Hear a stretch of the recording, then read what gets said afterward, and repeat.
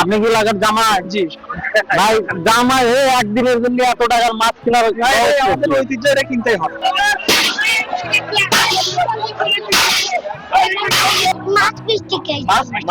দর্শক আসসালামু আলাইকুম।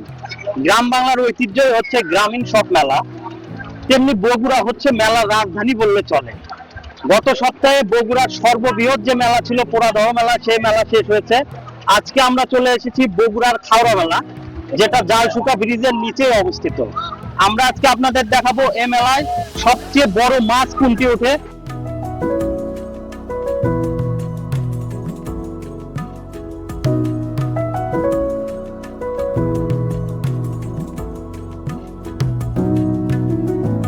প্রতি বছরের ন্যায় এই বছরও অনুষ্ঠিত হয়ে গেল ৩০০ বছরের ঐতিহ্যবাহী খারুয়া মেলা। খারুয়া মেলা বাংলাদেশের উত্তরাঞ্চলের একটি প্রাচীন লোকজ মেলা। বগুড়া শহর হতে ১৩ কিলোমিটার পূর্ব দিকে খারুয়াদহ নামক স্থানে প্রতি বছর যে মেলা বসে তাই খারুয়া মেলা।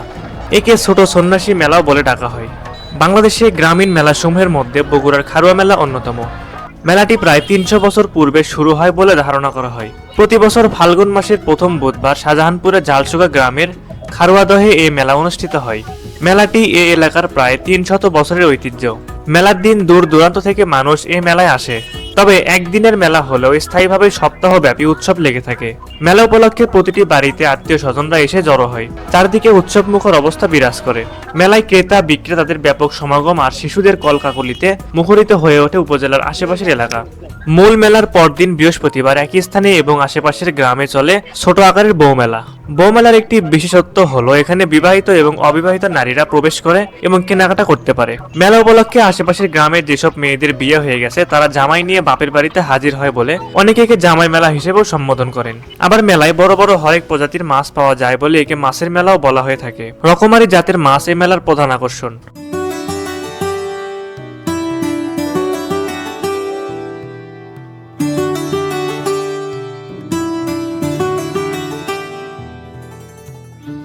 বুধবার ভোর রাতের আগেই মেলাতে আনা হয় বড় আকারের মাছগুলো, আর সকাল থেকেই মেলায় ছুটে যান খুচরা ব্যবসায়ীরা।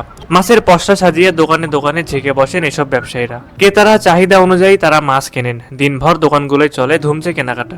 ভাই, এটা কি মাছ কিনলেন? এটা রুই মাছ, কত করে? 750 টাকা কেজি। 750? কয় কেজি? এটা আছে 9.5 কেজি। আপনি কি লাগার জামাই? জি। আপনি কি লাগার জামাই? জি ভাই, জামাই হয়ে একদিনের জন্য এত টাকার মাছ কিনা আমাদের ঐতিহ্য, এটা কিনতেই হবে। কাকা আসসালামু আলাইকুম।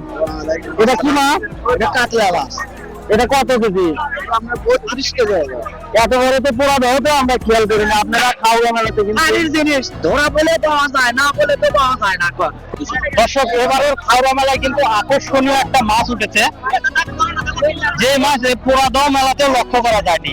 আর এই মাছ দেখতে কিন্তু হাজার হাজার মানুষ এখানে ভিড় করছে। আমি এখন শুনবো এই মাছটার নাম কি। ভাই, এই মাছের নাম কি? মরুলি মাছ। এই মাছ তো সচরাচর দেখা যায় না, পোড়াদহতে ওঠেনি। না, সাগর থেকে আমরা নিয়েছি। সকল বয়সের সব শ্রেণী পেশার মানুষই এই মেলার মাছ কিনতে এবং দেখতে এসেছিলেন। তারা আমাদেরকে জানিয়েছেন তাদের অনুভূতির কথা। মেলা আসে তোমার কেমন লাগতেছে? মাছ মিষ্টি খাইছি। মাছ মিষ্টি খাইছো? মেলা এসে কেমন লাগতেছে? অনেক সুন্দর মেলা, একটা ঐতিহ্যময় জায়গা।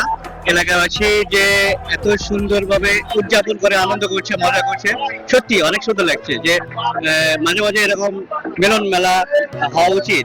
মানুষের মধ্যে সম্প্রীতি, সৌহার্দ্যবোধ এবং ভ্রাতৃত্ব বা আত্মীয়তার বন্ধন সুন্দর শক্ত হয়ে থাকে। বাহারি মিষ্টান্ন সামগ্রী এ মেলার আরেক আকর্ষণ।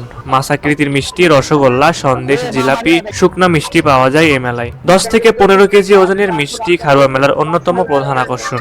এখানে উন্নত মানের কাতল, রুই, মিরকা, কার্পি মাছ বড় বড় পাওয়া যায়। এখানে জামা বিটি আসে সবাই কিনে নেবে, আনন্দ করে খাবে। এগুলো কিনে বানাচ্ছি, একদিনে বেচবো।